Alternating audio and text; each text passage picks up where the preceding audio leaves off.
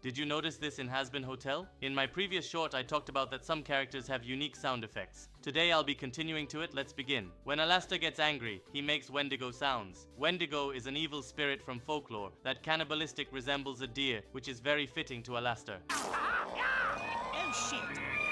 When Husk talks, sometimes he makes cat noises like meow and growl. Call me Whiskers again and I'll jam that bottle down your throat. And the bartender?